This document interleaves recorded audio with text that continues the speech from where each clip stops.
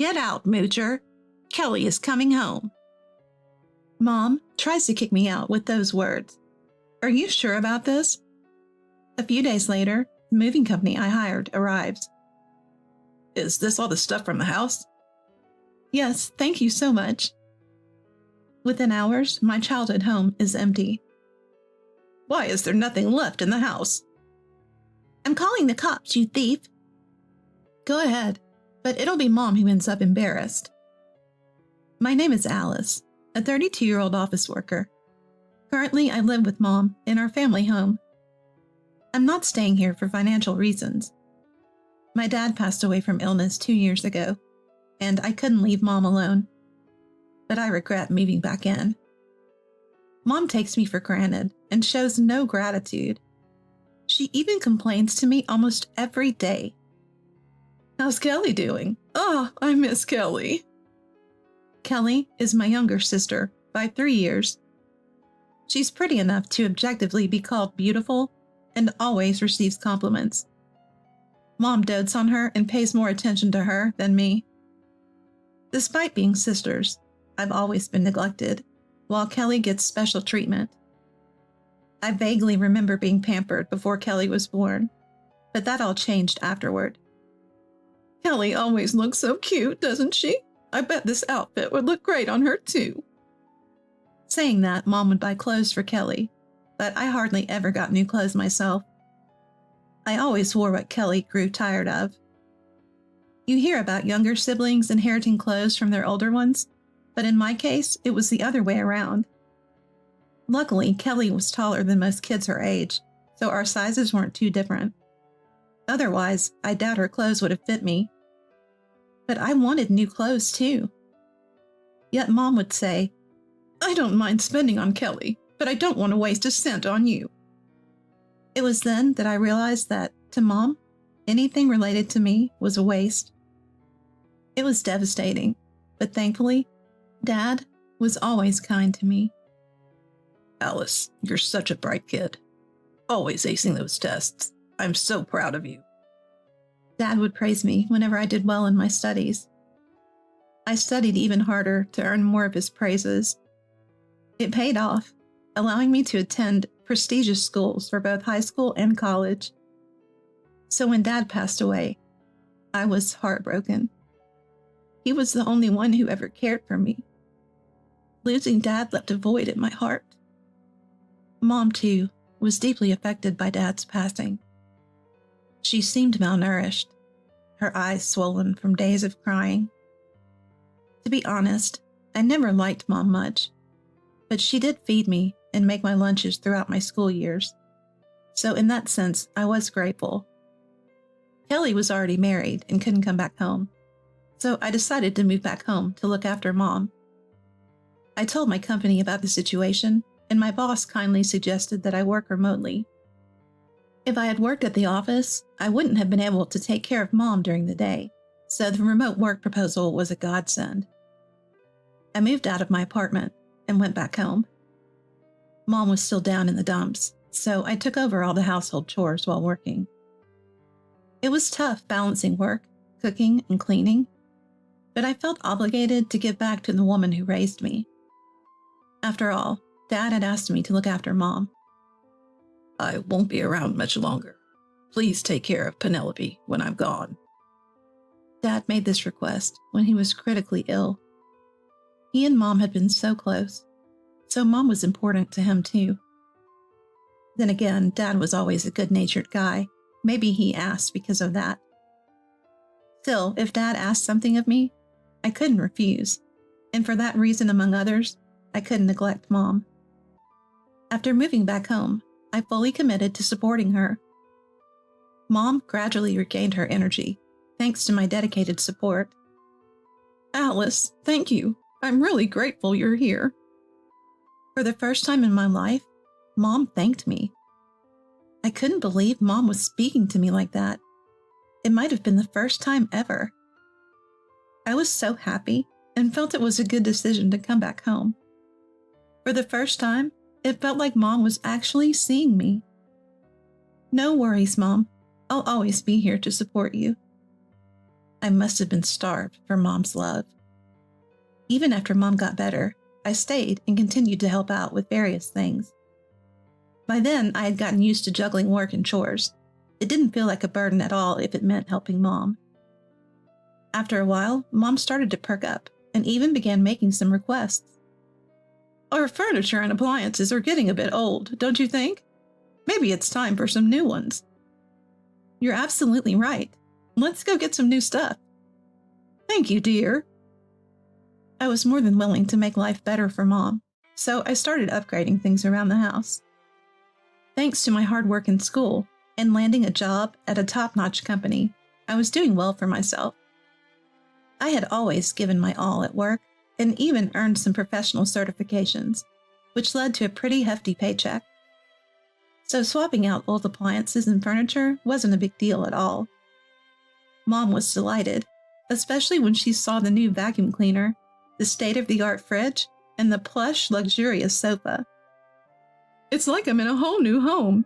Living this comfortably every day feels like a dream. Seeing Mom so happy made me incredibly joyful as well. For a while, life was peaceful and serene. Then, out of nowhere, Kelly came back. Oh, Kelly, long time no see. How have you been? I'm back, Mom. Alice is here too? While Kelly greeted Mom with a smile, she was curt with me. Kelly had always looked down on me. That's because Mom always favored Kelly and treated me as an afterthought. As a result, Kelly started to belittle me. But I was an adult and didn't let Kelly's cold attitude get to me. It's been a while, Kelly. Without saying anything, Kelly headed to the living room with Mom. What brings you back so suddenly? Just wanted to see your face, Mom. Oh, that makes me so happy. I've been wanting to see you too. Alice, please prepare some cookies and coffee. Mom naturally ordered me around and joined Kelly at the dining table, chatting away. I reluctantly prepared cookies and coffee for everyone and took my seat. But Kelly and Mom were deep in conversation, and I couldn't get a word in edgewise. I was silently listening to their talk when Kelly responded to one of Mom's questions. How are things with your husband? Well, we've been missing each other a lot lately. Oh, really? Yeah, it's not going great. What a terrible man to make Kelly unhappy. Mom jumps to conclusions, blaming the guy, without even knowing what's actually going on. It might be Kelly's fault for all she knows. Then Kelly made a shocking statement. I might be getting a divorce. What? A divorce? I couldn't help but blurt out my surprise. Kelly gave me a cold look. What's the matter, Alice? Are you happy that I'm unhappy? No, of course not. I was just shocked when you mentioned divorce all of a sudden. Don't sugarcoat it. You're always like this, Alice, jealous of my success and happy about my misery. That's not true. Kelly was accusing me without basis. And Mom, who always takes Kelly's word as gospel, started blaming me too. How could you be so insensitive when Kelly is struggling? You're failing as a sister. Suddenly, everything I had done to support Mom over the years was forgotten. Whenever Kelly's involved, Mom always behaves like this. And now, I was seriously worried. If Kelly gets divorced, she will surely move back home. And if that happens, there will be no place for me in this house. But I have a promise with Dad to support Mom. So what am I supposed to do? I was filled with anxiety about what's going to happen. Ever since Kelly showed her face, Mom has been talking about her daily. Mom started bad-mouthing me, asking why she had to spend time with me instead of Kelly.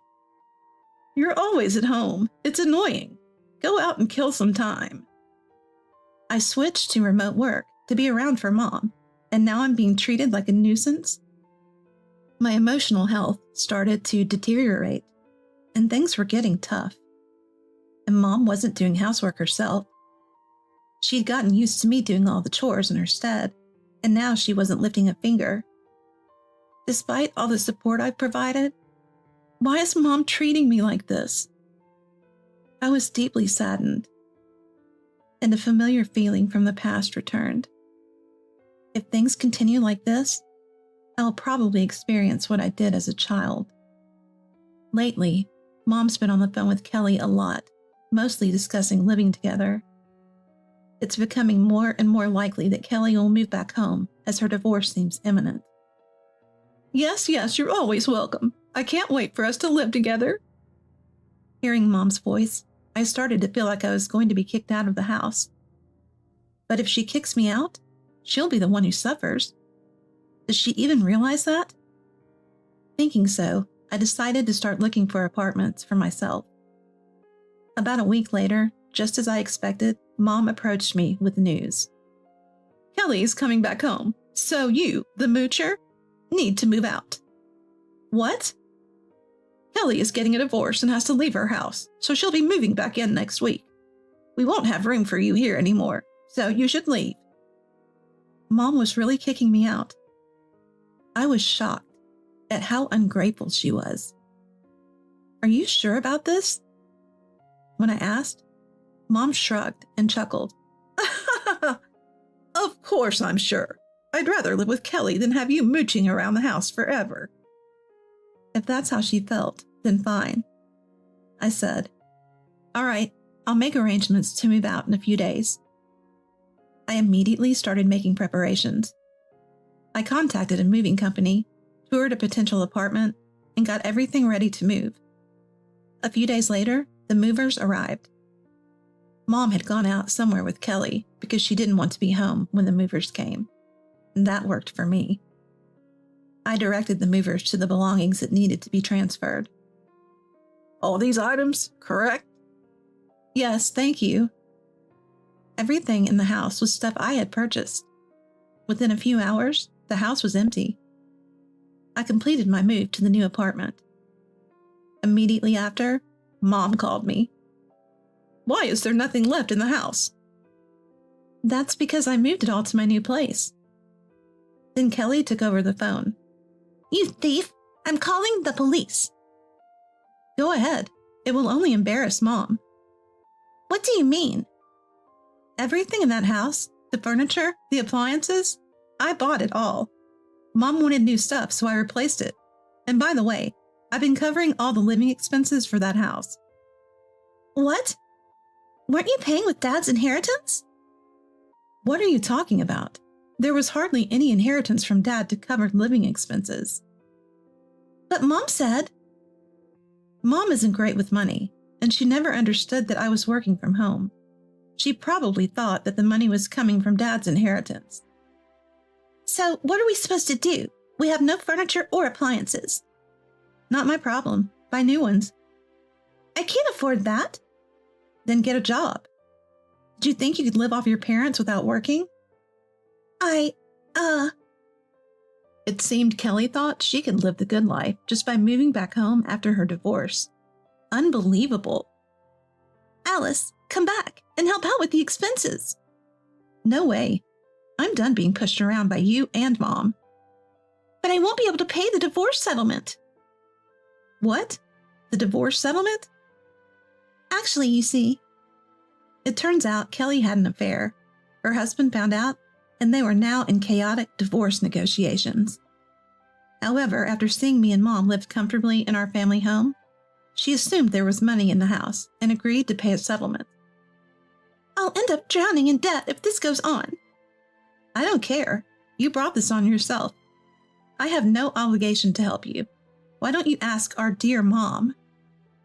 If we don't have money, Mom is just useless. What?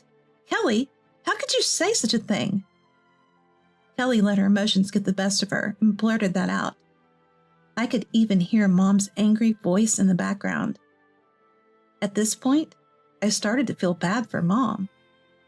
To Kelly, Mom was just a convenient person to use. If Mom had properly told me to depend on Alice for my living expenses, I could have negotiated more with my husband about the settlement. I didn't know you had an affair, so it's not my fault. Kelly and Mom started to argue, so I hung up the phone and blocked their numbers.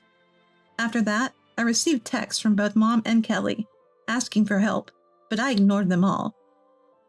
In the end, Kelly had no choice but to return home and live with Mom. They both took up part-time jobs for household expenses and to make settlement payments. But since they both have spending habits, their debt is piling up. Apparently, they've reached the point where they might have to sell the house. As far as I'm concerned, it doesn't matter. Meanwhile, I'm working in my new home, undisturbed and comfortable. For now, I've decided to focus on saving money and finding out what I really want to do, rather than worrying about relationships.